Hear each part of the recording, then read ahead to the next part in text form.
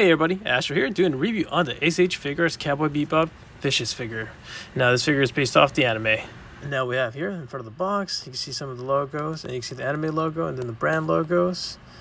And then we got here, the left side of the box, a shadowy figure of Vicious. And then the back of the box, you can see here some of the face expressions, some of the posing, some of the accessories. And then we get the other side of the box, which shows the Cowboy Bebop anime logo. Really nice printed.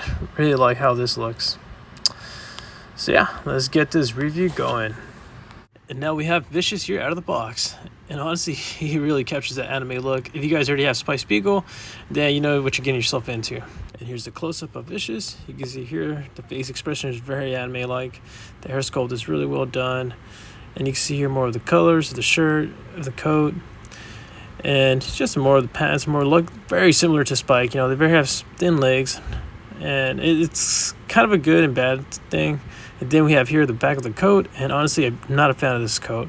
You can see here that this is very, very thick rubber. So it's very hard to pose in the back. Then, of course, we got the arms, the cuffs. Really, really nicely done. Really nice is the little coat chain here. It's very soft rubbery, so it won't feel like it's going to break off. Now as for faces, you get this left eye face. There's a little smirk. And then you get this angry face or just mad face. And you see here, they really did a nice job of the eyes. And of course, we get the default Vicious face. Really nice. Really like how the expression is. Now as for accessories, you do get Vicious sword holster. Like the black on this. And then you see the little sculpture work here. A little gold trim. And then you actually could put the sword in with no problems at all. Inserts. Not even a hassle to pull out or in. And has a nice look. And of course we got Vicious sword. Painted well, sculpted well. Like the little yellow logo there, it's actually sculpted. And as well as the grip and the handle here. Also get Vicious dagger. It's pretty plain, nothing special. And as for inserting it into the hand, you just get the dagger hand. Put it in, has a nice grip, has a nice skill with it, and it slips out with no problem at all. And of course we get Vicious bird. Not a lot is told about Vicious bird. All I know is that I know it's based on Captain Harlock's bird from Endless Odyssey, but overall it's a nice piece, really articulated surprisingly, and the paint apps are nice.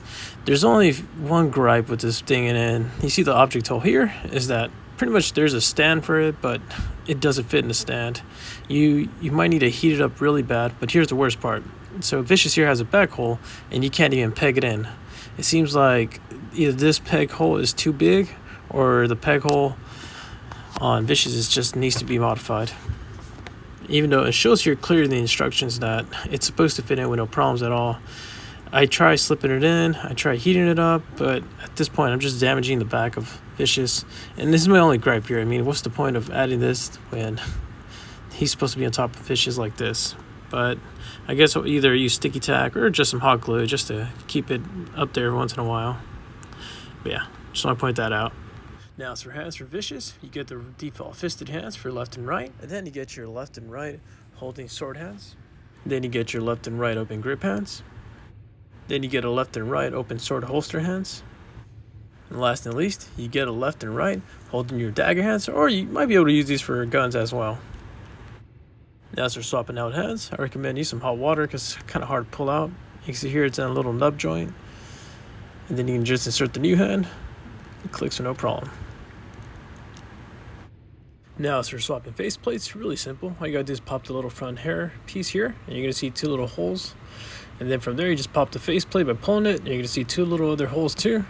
And then you're just gonna grab the other faceplate, you're gonna swap it over, clicks with no problem. And then you just plug in the hair. And boom, you got your faceplate. Now as putting the sword holster on Vicious sword holster hand, all you do is swap the hands out. Make sure you put in the sword holster from the tip because that's where it has a better grip. And then you can just rattle around, no problem at all. And it has a nice grip, I like it, really good. Let's start off with articulation. Let's point out that the neck does not actually move, so you're gonna have to rely on moving the head. So you can tilt this far left, this far right. You can look this much down, and you can back this much up. One thing I like to point out that you can actually swirl the head around with no problems at all, and the hair won't be in the way. As for arm articulation, you can raise the arms this far up, then you can raise it this high up. And then you do have butterfly joints on the arms. You can swivel around with no problems. You can go this far forward and this far back.